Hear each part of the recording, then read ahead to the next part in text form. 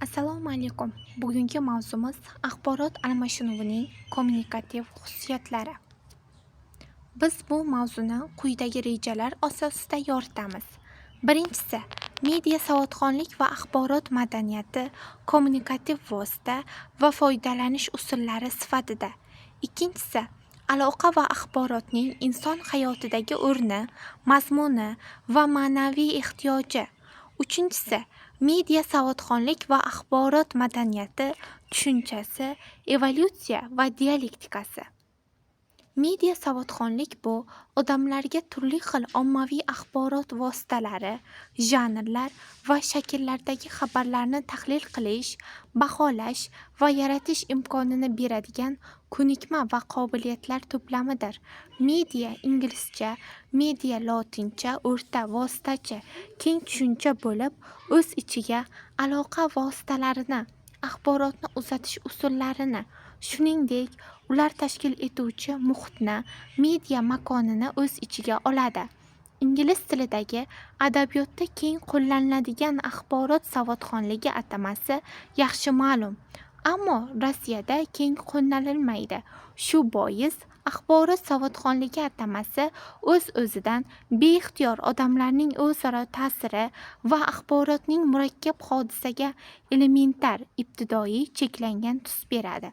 Zamonaviy jamiyatning aholi va har bir shaxsning savodxonligiga bo'lgan talablari, ijtimoiy, madaniy va ilmiy-texnikaviy o'zgarishlar, yangi texnologiyalar va inson faoliyati turlarining paydo bo'lish bilan ortib bormoqda. Jamiyat rivojlanishining sanoatgacha bo'lgan davrida savodxonlik og'zaki nutq, o'qish, eng oddiy hisoblash operatsiyalari va ko'nikmalarga ega bo'lish bilan bog'liq.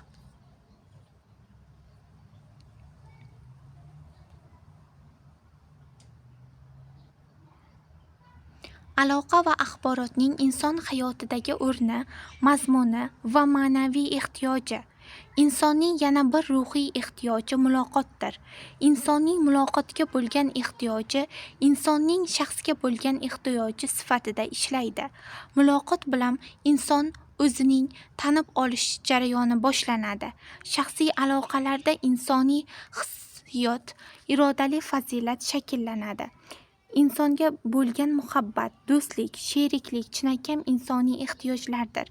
Ma'naviy, psixologik qo'llab-quvvatlash, bir-biriga e'tibor, hamdardlik, fikr almashish, birgalikda ijod qilish bular muloqotga bo'lgan ehtiyojning ko'rinishlaridir.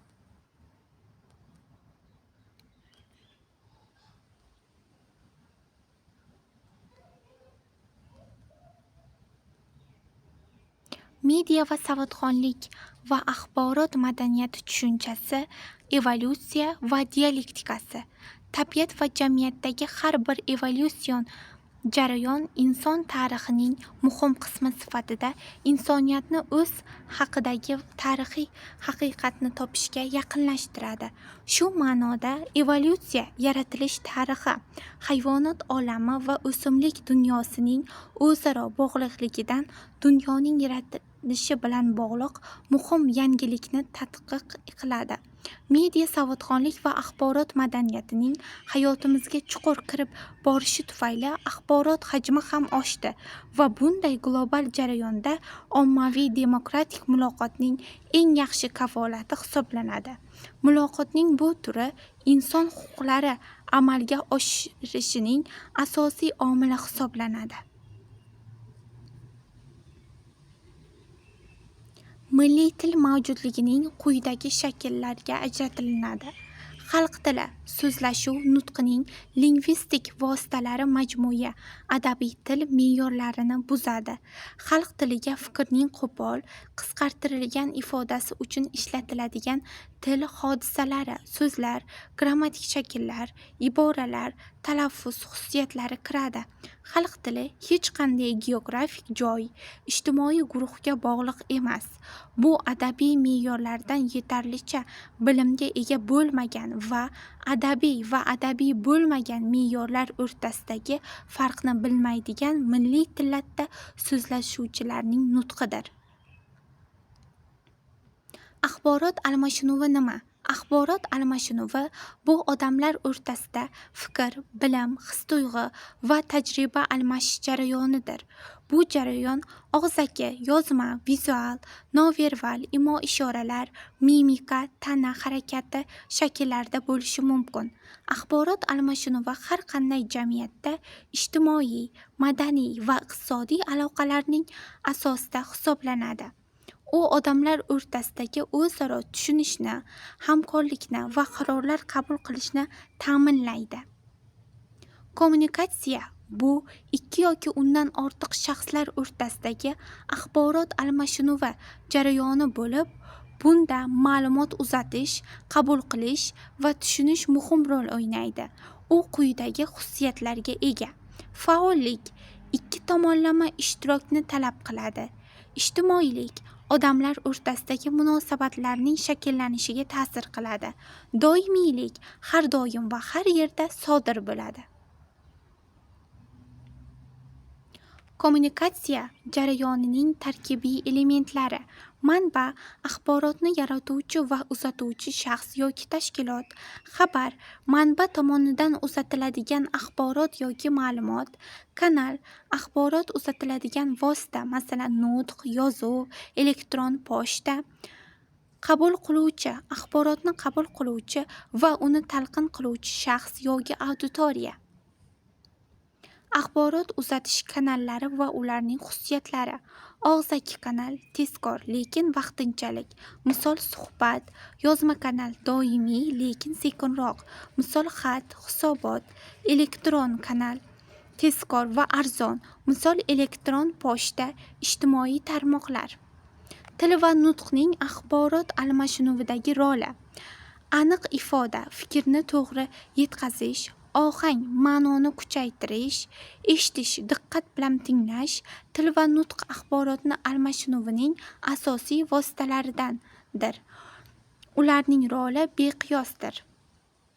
Noverbal kommunikatsiya vositalari va ularning ahamiyati. Ko'z bilan aloqa, ishonchni mustahkamlash, tana harakati, qiziqishni ifodalash, mimika, his-tuyg'ularni ko'rsatish. Noverbal vositalar ma'noni to'ldiradi. Ular axborot almashinuvining muhim qismidir. Axborot qabul qilish va talqin qilish jarayonlari. Diqqat, axborotga e'tibor qaratish, tushunish, axborotning ma'nosini anglash, eslab qolish, axborotni xotirada saqlash, baholash, axborotning ahamiyatini aniqlash. Axborot almashinuvida to'siqlar va ularni bartaraf etish yo'llari.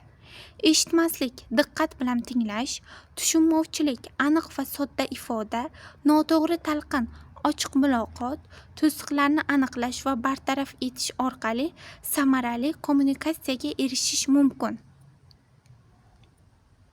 Har qanday kommunikatsiya quyidagi asosiy qismlardan iborat.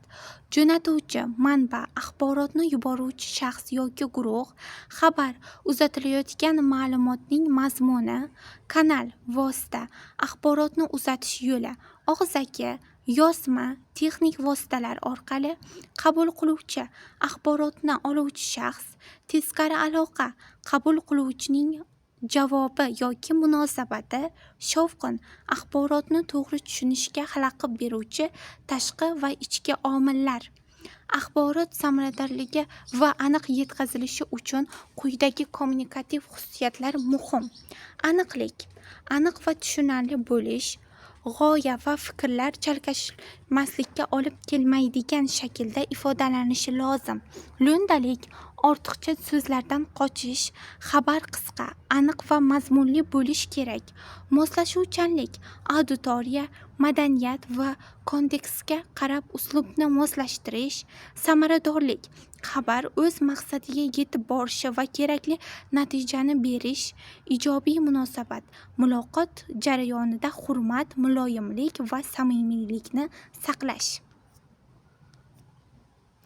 Ba'zan kommunikatsiyada to'siqlar yuzaga keladi. Ular quyidagilardan iborat bo'lishi mumkin. Til muammolari, notanish so'zlar, dialektlar, psixologik to'siqlar, stress, qo'rquv, shaxsiy qarama-qarshiliklar, shovqin, tashqi ichki, texnik nosozlik yoki ichki e'tiborsizlik. Shovqin. Ma'naviy, madaniy farqlar. Turli madaniyatga mansub odamlar bir xil xabarlarni turlicha tushunishlari mumkin. E'tibor yetishmasligi, suhbatga loqaydlik yoki chalg'ishlar. Axborot almashinuvi har bir inson hayotining ajralmas qismi.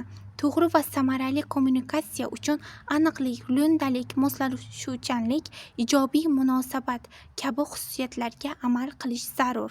Har qanday holatda ham tinglovchini hurmat qilish, xabarni mohiyatini to'g'ri yetkazish muvaffaqiyatli muloqotning kalitidir. Shaxslar, guruhlar yoki jamiyatlar o'rtasidagi aloqalarni mustahkamlash kommunikativ ko'nikmalarga bevosita bog'liq.